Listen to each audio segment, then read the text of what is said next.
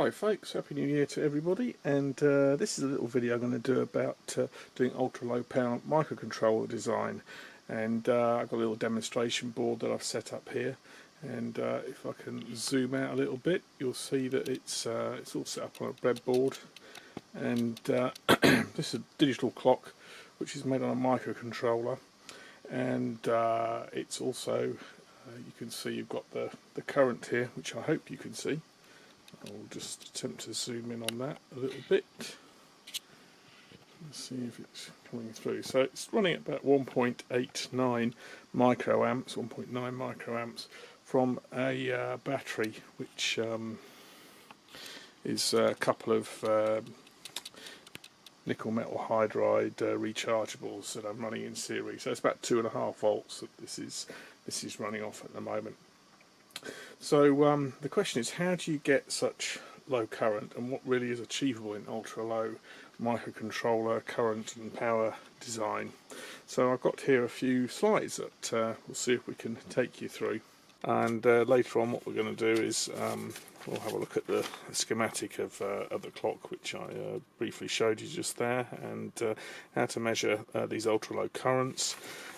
So let's have a look at what we have here. So just to introduce you to this, what we'll be talking about, give you terms of reference, we're talking about really low power, battery powered, sort of button cell, AAA cell, AA cell type of devices, perhaps solar powered, small devices. Quite often they are maybe portable, for example, or they might be situated remotely.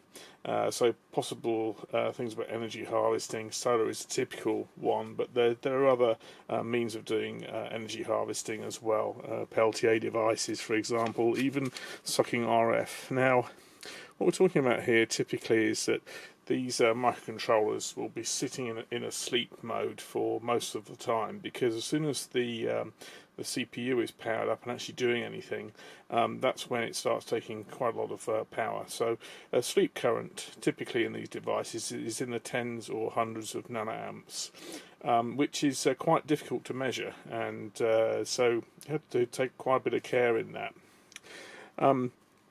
Now the next piece here is that you can actually sometimes have certain peripherals active during the sleep modes, and perhaps the RTCC, that's the real-time clock calendar, possibly a timer, or a watchdog timer. Now all three of these devices, you should be aware, they have oscillators in them, and oscillators are bad for ultra low power, because oscillators take current.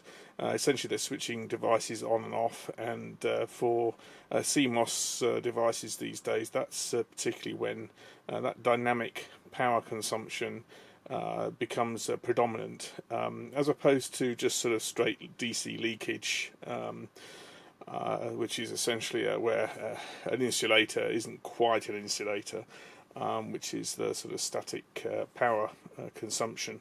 It's just like a resistor. And then we'll have a look at, possibly you could use a BOR, that's a brownout reset. And the problem with the brownout reset, well, the function of it is just so that you can detect when your battery's going a little bit low, for example. But also brownout reset has to use some sort of biasing to be able to determine what voltage that brownout reset is actually going to happen. Now, as soon as you're talking about doing biasing, typically you're talking about having to use a resistive voltage divider at some point in the chain. Now, resistive voltage dividers or potential dividers are always going to take current, so although it's going to be a static current as opposed to these, which are going to be mostly dynamic current consumption. So this can be actually quite a lot of current. These can be in the microamps, just to have a brownout reset, so just be wary of that. I mean, do you really need brownout reset? So just keep that in mind. Finally, the I/O. So this is the GPIO pins, general purpose I/O pins, digital I/O pins. So what you want to have for these is, like, for example, button input, and perhaps you might be using it to control something in the outside world. Now, when these aren't flapping up and down, these take themselves no current at all. However, if you just leave them unconnected, they're very high impedance inputs in the sort of tens, if not hundreds of mega ohm inputs, and they'll pick up anything, and they'll start oscillating. And as I mentioned before, that's when you start getting current consumption. And not only do they oscillate, they might actually sit neither at a 1 nor a 0, so they'll be in the linear region, and so the transistor will only be half on. And in digital circuits, actually, and analog circuits, if you've got a transistor that's only half on, it's neither a switched on or switched off. It acts as a resistor, and then you've got yet again some resistive dissipation in there. So that's not what you want. So typically you should have all your unused IOs either tied to one of the power rails, or alternatively you can switch them to outputs and program to either a 1 or a 0. So either on the ground rail or onto the positive rail.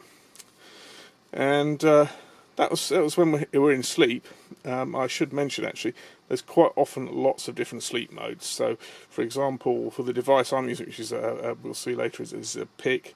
It's got idle, doze, sleep, low voltage sleep, deep sleep, and different devices will, even from the same manufacturer, even from the same family, will have different possibilities for low power, and each of them takes a different amount of power. As essentially you're turning off more and more of the device. So in this particular scenario, where we have the sleep scenario, pretty much all of the peripherals are switched off, apart from possibly some of these just here.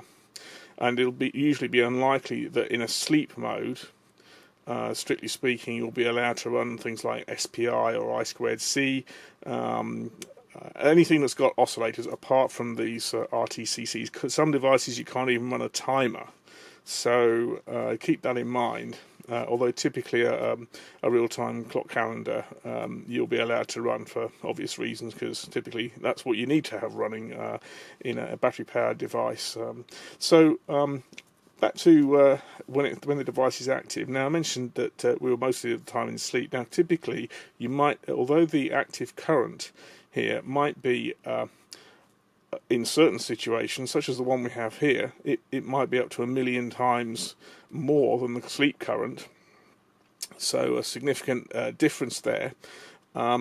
What you do is you make sure that it's only for a really, really short amount of time. So, for example, in the device that I have here, that I'll show to you, it's actually only active for 0.03% of the time. So, despite it taking, I think it takes about a couple of milliamps when it's actually active, but it's only for about 150 microseconds. So that's all it is for. And the rest of the time in the cycle, of about half a second, it's actually not taking any current at all. Or sorry, it's in sleep, so it's taking hopefully tens or hundreds of nanoamps. So that's what I mentioned before. Generally we have very short active duty cycles, and that really is key, because you can't really do a huge amount when you're only talking about an aggregate current of perhaps 10 microamps, depending on how long you want your battery life. And the cat's come to join us. Greetings!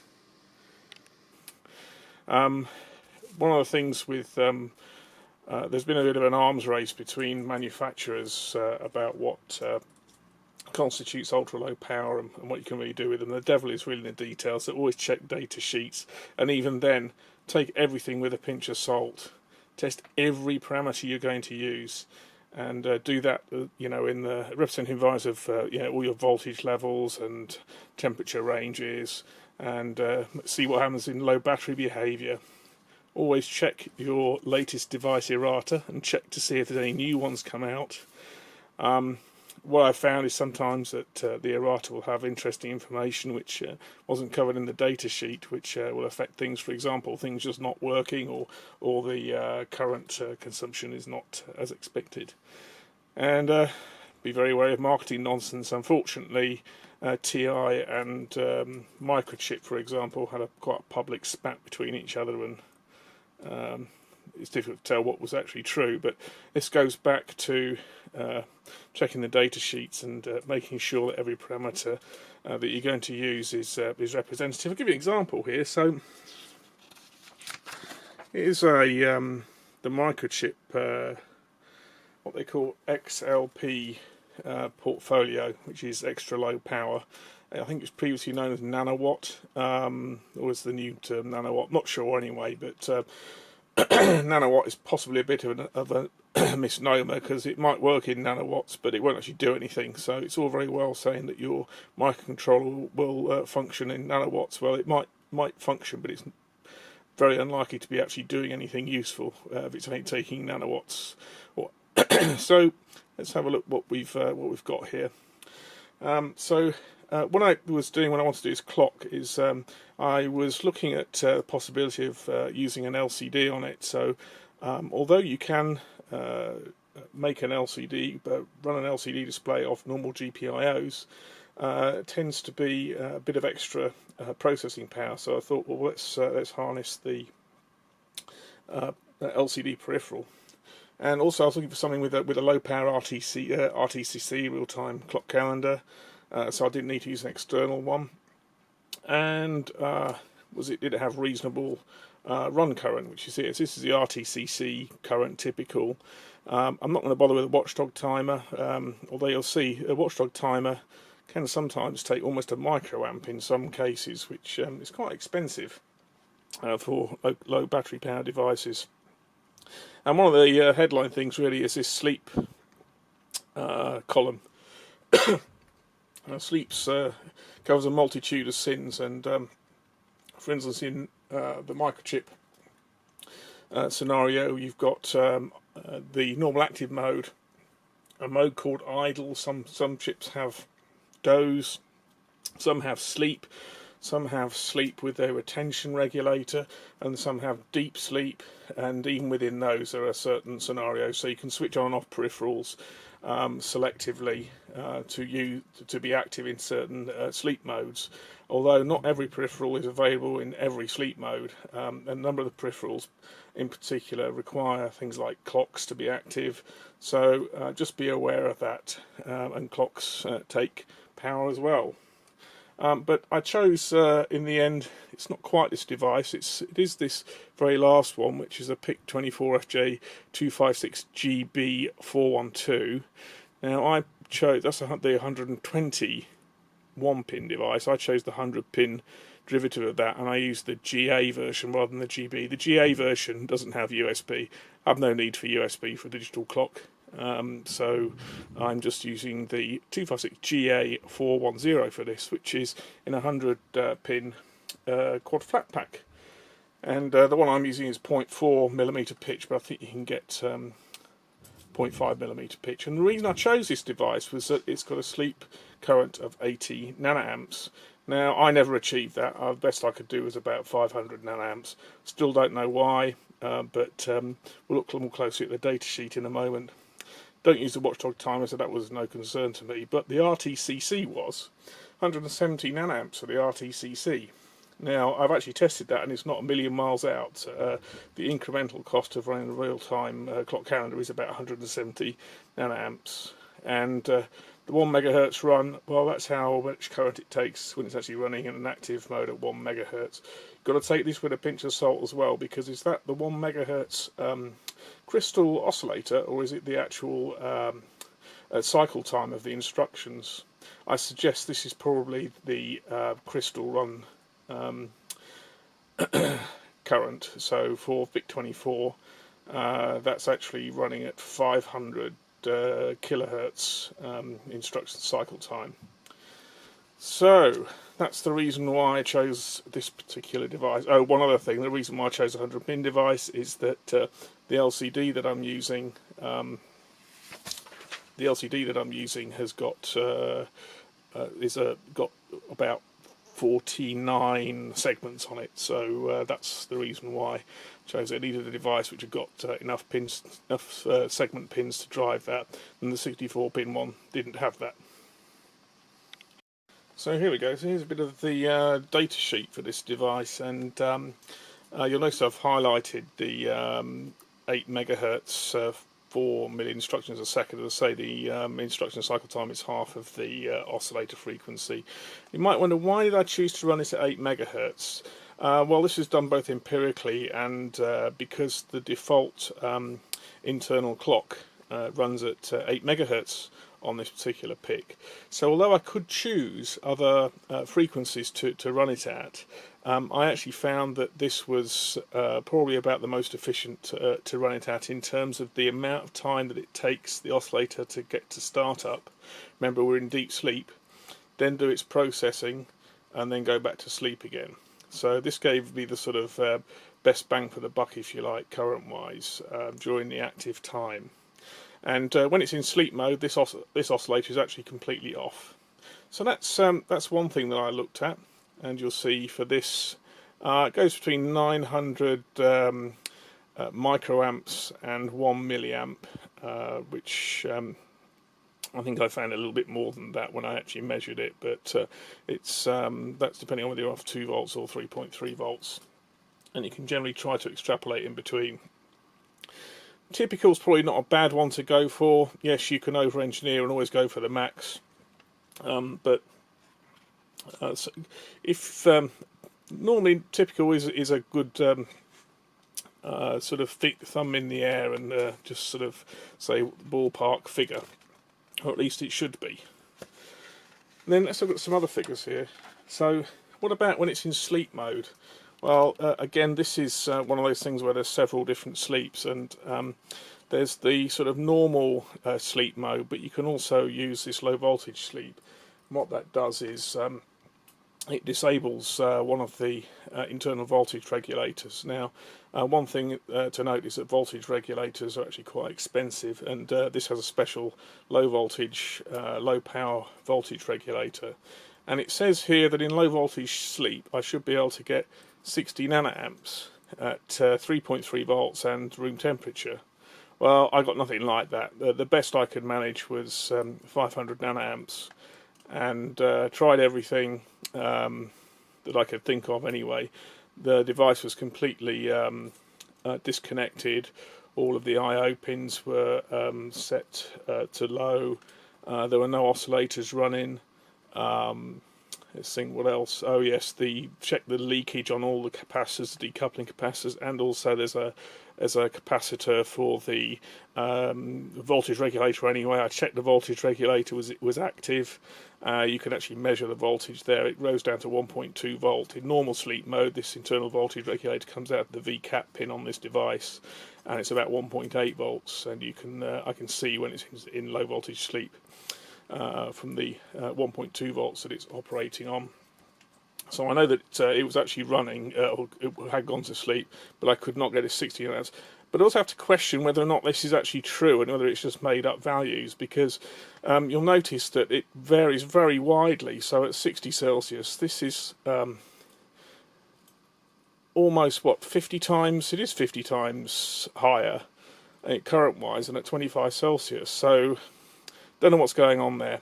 Now, interestingly, I did try it without the low voltage regulator on there, with the normal voltage regulator, and I got very, very close, almost spot on to these typical figures here. So I suggest that these figures are possibly a little bit made up, to be honest with you. Maybe an order of magnitude out. This should be 0.6 instead of 0.06. I don't know. Okay, so you'll see there's also this thing called deep sleep, and now I couldn't get very far with this, to be fair. There are some there's some quite serious limitations on deep sleep, predominantly around the number of these sort of peripherals that you're allowed to have operating during deep sleep. But more importantly, I couldn't get anywhere near this 110 nanoamps that they're banging on about here at 3.3 volts. In fact, it was worse than in low voltage sleep. I was getting about 5 microamps. So I don't know what I was doing wrong, but it didn't work.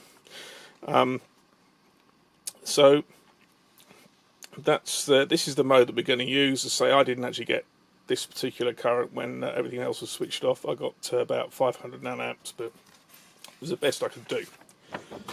So let's have a look at what else happens. So we're probably going to be running some other peripherals on here. Now, one of them is going to be the RTCC, the real-time clock calendar. This is with the crystal oscillator. You could use an RC oscillator, which is internal to the chip, but the accuracy of that is nowhere near good enough for our purposes. So we're going to use the crystal oscillator, and this runs at 170 nanoamps. Again, this is actually what I measured was probably about right. Remember, this is the delta current. So on top of the 500 nanoamp of operating current for the base device, as soon as I switched on the RTCC with the secondary oscillator, I was getting about an increment of around about that figure in my current measurement. So I was pretty happy with that. Now, one thing that was quite good was you'll notice that there's also a limited number of figures for the LCD peripheral, and these look pretty dire. And I must admit, to me, this said, oh, I'm probably better off actually just coding up my own LCD code, if you like. So I actually did do that at one stage, but unfortunately, because of the amount of although the duty cycle is still really low, it was sufficient to take it actually beyond these figures here. But you'll also notice that this is talking about using it in multiplex mode. Now, I deliberately chose the LCD here as which doesn't require multiplex. Now, when you're using multiplex mode, you have to be able to switch the segment and commons to mid-level voltages, which is difficult to do because it's not difficult to do, but it's quite expensive in terms of power consumption, because you need resistors in a voltage divider to do that. So that's the reason why we've got 5 microamps here. But then also this one's got a charge pump. So let's say, for example, you're running on a really low power device and your LCD needs, I don't know, let's say 5 volts peak to peak. Actually, I think it's got about 3.6 volts peak to peak. It'll generate out a charge pump. It needs a heck of a lot of current to do that. So keep that in mind. If you're going to choose an LCD, do you really want to use a multiplex one, which has got lots and lots of segments on it? Or do you want to use a static one? Now, the interesting thing is, when I set up the static consumption on here is probably around about 500 nanoamps. So, that's the data sheet for you. Now, where did we get to on here? What to avoid.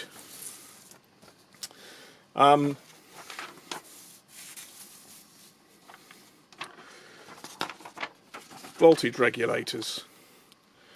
They're really expensive. External voltage regulators are very expensive in terms of power consumption, and when we're talking about nanoamps and hundreds of nanoamps, let alone microamps, I mean the best even linear voltage regulators are in terms of probably around single-digit microamps, which if this clock is actually taking less than your average voltage, really low power voltage regulator. Switch mode power supply is even worse because they've got oscillators in them, and that takes power, which I've mentioned in the next part, which says avoid anything that oscillates. Now, of course, we can't completely avoid everything, but one way to avoid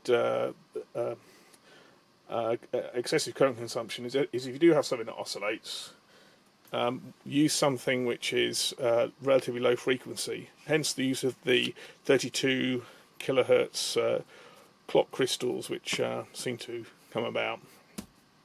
And also take care with the sort of display devices you're doing. So you might not want to use LEDs, and think about using LCDs. Okay, what else to avoid? So take care with input devices. Capacitive TENS, again, that's going to need oscillator to work. So you're talking about hundreds of nanoamps at the least to get capacitive sense to work. Tactile switches, normally they're not double pole, double throw, so you're going to need to have some pull-ups on there. Now, when you press that switch, if that pull-up is a 10k resistor, that's going to take a lot of current. So, what's that, 330 microamps on a 3.3 volt supply. Now, bearing in mind this device is running at less than 2 microamps, then just pressing a button is over 100 times that. So, think about using, if you can get away with it, and the leakage current on the inputs of the GPIOs is okay, think about using resistors in tens of mega ohm area. So, also wireless devices. This, of course, isn't a wireless device that we're talking about here, it's a clock. And I would suggest that wireless devices are a whole law unto themselves. Now, they're going to have probably very low duty cycles because they're probably sending telemetry on a rare basis. But these wireless devices are typically going to be taking tens, if not hundreds of milliamps in order to be able to transmit. Even their receivers are unlikely to be under a milliamp. So just need to be very careful with those if you're going to be running them off things like button cells. I mentioned earlier on LEDs, avoid LEDs. Dirty boards. Now, I spent 2 or 3 days when I was first playing around with this board. Now, I'm going to just show you an example of actually the board that I originally used here. So, because I was doing it on breadboard, hopefully this is going to focus. You can never tell, can you? Maybe not. Okay, so this is the device that I had, and what happened with this was that I just could not get anywhere near the currents that were specified in the spreadsheet. Orders of magnitude out. Turns out that it had plenty of flux residue on there. Now, when I cleaned that off and let it dry off, then miraculously the figures came far better. And so I just should warn you about that. Make sure that you clean the board. Okay. Couple of things you can do: scrub it with some flux cleaner and a sort of clean toothbrush. Even I've heard people talking about using a little bit of water with some washing up liquid, tiny bit of washing up liquid in there to scrub stuff off. Ultrasonic bath with the correct stuff in it, that's another way of doing it. That's how I did this board. And then you want to put it in some, rinse it with some normal water, then put it in some deionized water, flush it with that, and then let it dry off, maybe with a blow drying unit, fan heater or something. Okay, what works? So LCDs, as we see here, so I've used a static LCD as opposed to a multiplexed one, and we're talking about hundreds of nanoamps here. So the only thing in an LCD, which if you like is active, if you can call it that, is it's just a capacitance between 2 plates for each segment. Now, you think to yourself, well, why does that take hundreds of nanoamps? That sounds very leaky. Well, although it is slightly leaky, what costs more is the capacitance on there, and over an LCD you can't keep a constant DC voltage across it. You have to continually put an AC voltage backwards and forwards. So I'm going to show you that in a moment. And the other option is multiplex LCD. So we saw earlier that the current consumption of that is significant. But what I discovered when I tested it was that the power consumption was in the around about 500, 600 nanoamps when it was driving this display. And so here we go. So we've also got the fact that multiplexed displays need mid-rail biasing, which is that's expensive to do in terms of power. And also, with the mention of the tactile switches, we need to minimise duty cycle on what's active. And I've got some gotchas here. When you're measuring the current on these devices to determine battery life and incremental cost of switching on a peripheral, remember that the dynamic range between sleeping going to active can be 1,000,000 to 1. Now, I had a lot of problems with this because what I hadn't realised was that I was getting lower values than I expected. And one of the devices that I used when I was first testing this was a microcurrent, and this is actually a pretty good device, but you've got to know what you're doing when you use it. And one of the benefits of it is that it has a very good burden voltage on it. which means there's a relatively little voltage drop across the sense resistors on here, which is better than your average or even a good multimeter. The problem with it is it's got some active components in there, and what was happening was in the current peaks, the voltage output was actually saturating, and I hadn't realised this. And so I was merrily going along measuring stuff, and hadn't realised that it was actually showing relatively low to what it was. So I was reading stuff of the whole device was showing sub-microamp, and I was thinking, this is brilliant. And then I started measuring it with other tools, and I thought, this isn't quite right. Why is this not the same? And yeah, it turned out that I was measuring, unfortunately the device was going to saturation. So in the end I actually went back to using a different method to measure these currents, which I'll show you in a moment. So also probes. This is frustrating. As soon as you put your 10 times scope probe on it, they'll be taking 330 nanoamps at 3.3 volts. So that can really mess up. If you're trying, I mean, you're quite often just trying to measure deltas, and 330 nanoamps is quite a significant delta. So you just need to be pretty careful about that. Same applies to multimeters. I've got a multimeter here which has got a 10 gig ohm input impedance if you remember to set it, which is great, but 10 times scope probes, just be careful of that. Also, one thing, low power real-time clocks, the oscillators in them, the 32 kilohertz crystals. Now what I'm going to do here is they never oscillate when you want them to, and I've tried a number of things. You'll notice on this device here there's a little crystal, and I deliberately put it on here rather than externally and cut the tracks here, and the reason I mounted it on there was in order to avoid parasitics and excessive capacitance and all that malarkey. And I've probably got some other examples here as well. So I've got a little. Here's one. So here's another one. This is an external SPI device, and I mounted the crystal on it. And the only way I could get this to oscillate was to actually mount the crystal directly onto the chip. And it's actually using a crystal which is part of the standard BOM. So I'm going to take you through this clock and show you what's actually in it, because it does look like a big jumble of wires, and yes, it is a big jumble of wires. But you'll see on here there's your LCD display is the most obvious thing, and you'll also see that this is the PIC, and of course I mentioned it's 49 segments to wire up here, which you'll see is all done, and there's in here is your PIC microcontroller underneath here, so that sort of looks like that if you take off all the bits and everything. And there's a couple of switches here, tactile switches, well tactile, they're just push buttons, but amounts to the same thing, and a couple of 10 meg pull-ups to there. And I'm just going to show you the schematic. Okay, here we go.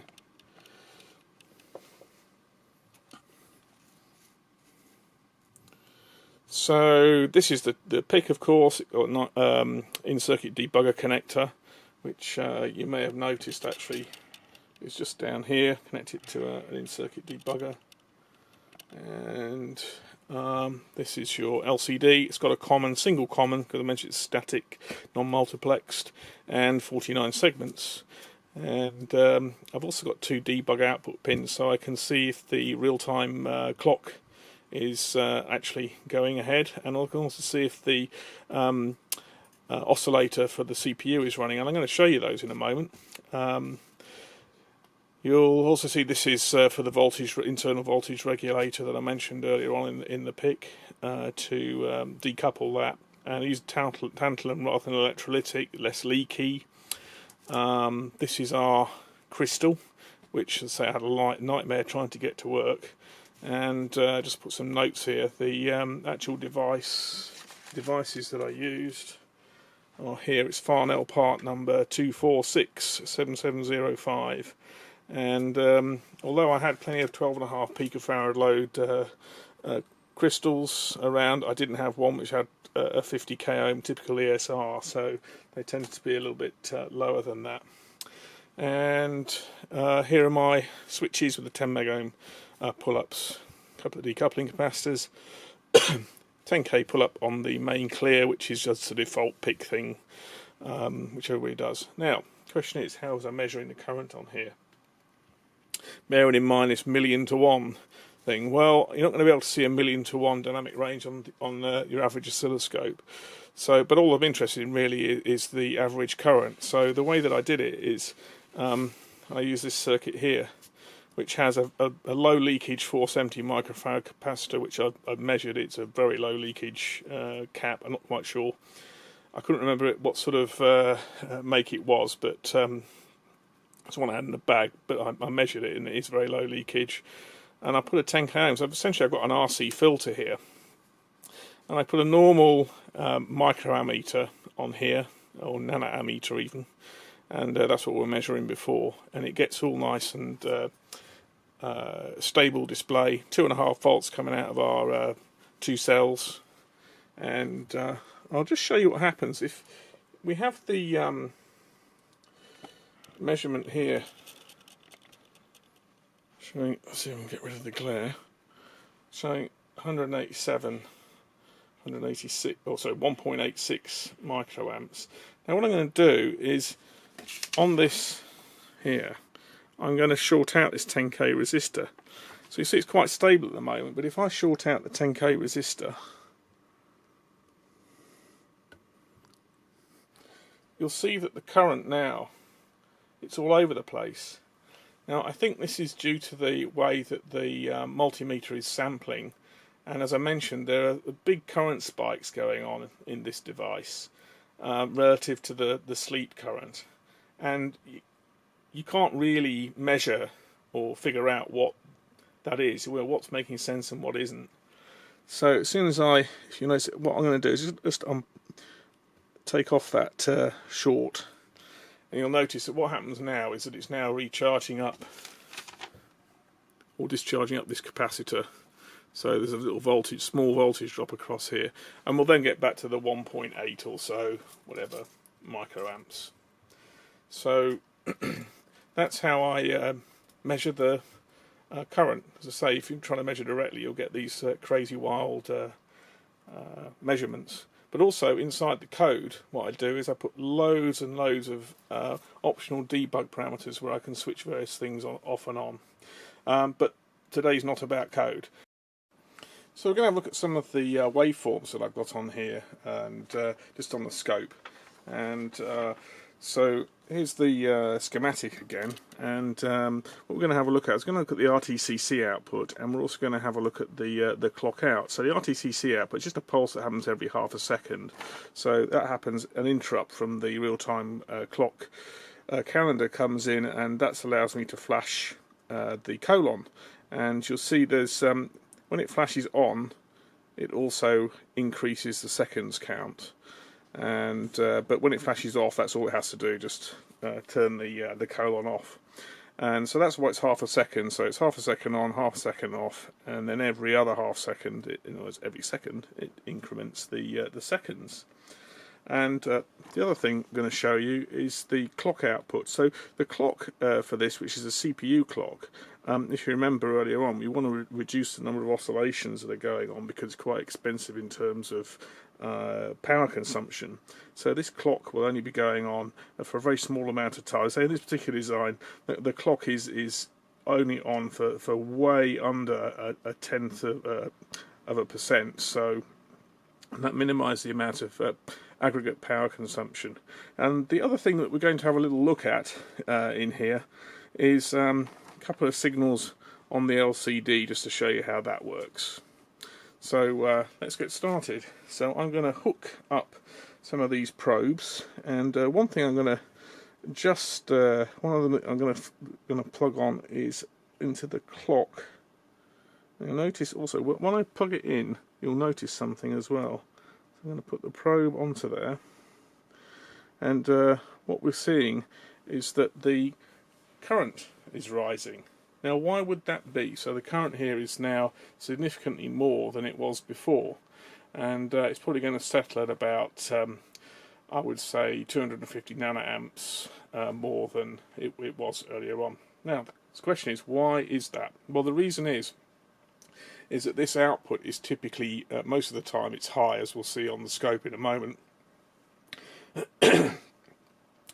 And this is a times 10 probe, and it's got a DC input impedance of 10 mega ohms, so that means that we've actually got 250 nanoamps going through here, which bearing in mind is about 2.5 volts coming into here, so 10 mega ohm.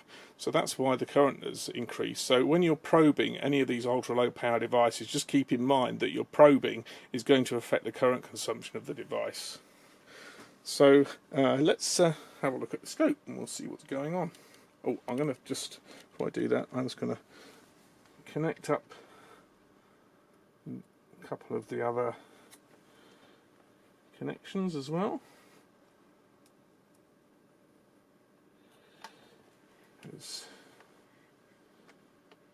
Probably got this wrong way. Oh, here we go. That's what I wanted. Oh, I've actually connected that to the wrong one.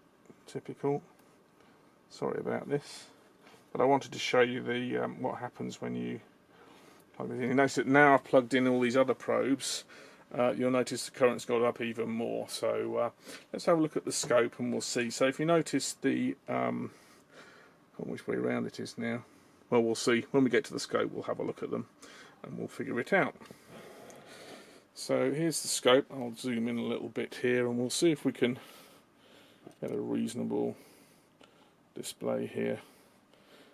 Now the bottom two traces are from the LCD, so we're not really that interested in there. The top two traces are actually from our, if you remember here, this is from the RTCC, which is the top yellow trace, and the clock output, which is, look at that up here. Okay, so the RTCC is a yellow trace. There you go, and the green one, that's a clock output. And you'll see the green one, the clock output, is mostly high at the moment. Now I'm just going to speed things up a little bit because this is actually quite a low time base here. And there we go. So just zoom in here a little bit. And so what we've got here is we've got the little clock pulse which comes from the a counter timer, and the frequency of that, if I zoom out and put my measurement on, zoom back out here so that we have at least one cycle on here. There we go. Okay, so the frequency on here is 2 Hertz, which is what we're hoping for, and you can't see it because it's such a small little tick, but you'll see the cursors have actually gone on there, the horizontal cursors, and if I put the cursor measurement on, you'll see that they've got a delta of 502 milliseconds. Now the way that this scope works is it only measures based on what it sees on the screen, and so just keep that in mind, that there are sometimes some small discrepancies because it doesn't use the whole capture buffer, it just uses essentially the pixel data on the screen. The beauty of that is it means you get very, very quick timings. The downside to it is they're not always that accurate. Not all scopes work this way, by the way, and so just keep that in mind. So we'll zoom back in again. Actually, I've just seen why it is that cursor measurement there is... I thought it was tracking a signal. Okay, that's what it was, 502.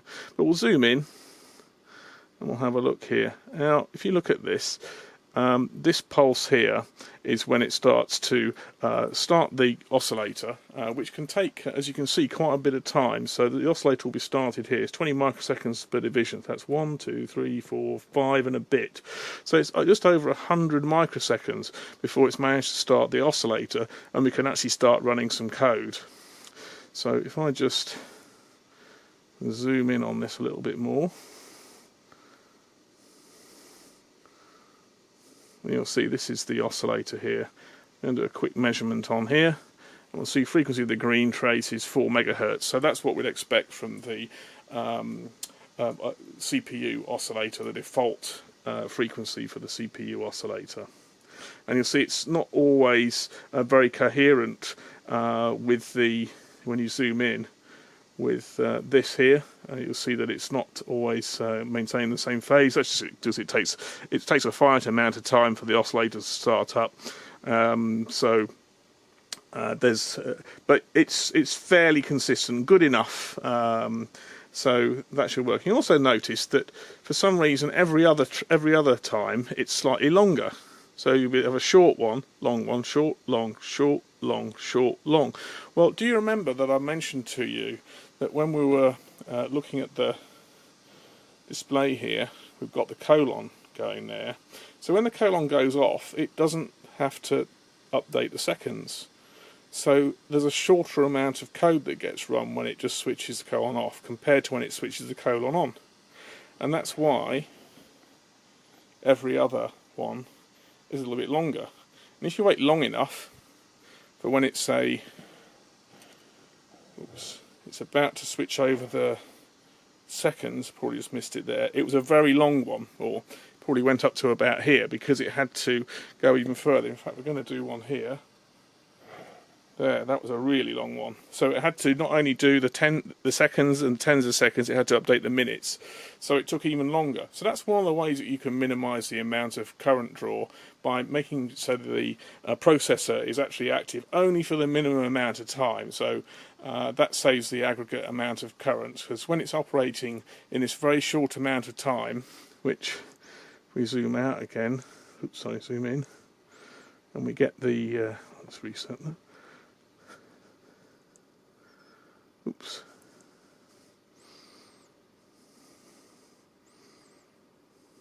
I wanted to get the whole thing in here, sorry about that, operator error. So the oscillator is going to be starting up here, so there'll be current being drawn all the way along here, all the way up to here. So this is probably like, 120, 130 microseconds later. So all that time, it's perhaps taking a couple of milliamps running up 4 megahertz, and that 2 milliamps obviously is a lot greater than the sort of few hundred nanoamps that's operating when you're in sleep. Okay, so that's that. Now let's have a look at the LCD which I promised to mention to you. So I'm going to zoom out again quite a long way. I'm going to switch the trigger. Actually, we'll leave the trigger on here, but you'll see here that this is the LCD, and the top one is the common of the LCD, and the bottom one is a segment that I've connected to, which is always off. You'll notice that they follow the same pattern. So then, if I put in the if I put in the math function and we subtract these two, so we find the difference in voltage between the common, which is here, and the segment which we're driving here. Happen to have done it already. This is sitting at 0 volts, so notice the offset here is at 0 volts. But if I put it onto another segment, which actually is operating on, I'm just going to move the thing here, you'll notice something else. You'll notice that they're inverted, so they're 180 degrees out of phase. So you'll see that there's a peak-to-peak voltage here of 5.3 volts. So you'll see, even though I'm only operating off around about 2.5 or just over 2.5, maybe 2.6 volts or whatever it is that's coming out of these batteries, you'll see we're managing to get a peak-to-peak, because we're looking at the difference here, of 5.3 volts, because that's the common, that's the segment driver, and you'll notice that it's flipping backwards, forwards, backwards, forwards. The reason for that is that for LCDs, if you have any DC on there for any period of time, the plates become, I think they become charged. I'm not sure about the whole thing behind this, but they get some ionically charged, and then you end up with a situation where your segments don't work. So you always have to drive LCDs like this. This is really low frequency, by the way. Another way that I managed to sort of save a little bit of power is I only switch these once every 1/32 of a second. So this is actually 16 hertz here that this is oscillating at, which is probably at the low end of what you want to do with an LCD. So that shows you how the LCD works, and also how the very low duty cycle, less than 150 microseconds, when this is actually operating within half a second duration. And possibly a way that you could improve the current consumption is to reduce the time that the device is active. Instead of having it every half second, you could make it so the colons don't flash. That would mean only be once a second that the CPU will be active. Or we could make it only an hours and minutes clock and no flashing cursor or flashing colon. And if you did that, then you'd only actually have to wake the CPU every minute just to update the minute setting. So that's that. And I hope that's been informative for you, and thanks very much for watching, and a happy new year, or should be a happy nerd year. Anyway, thanks for watching. Bye now.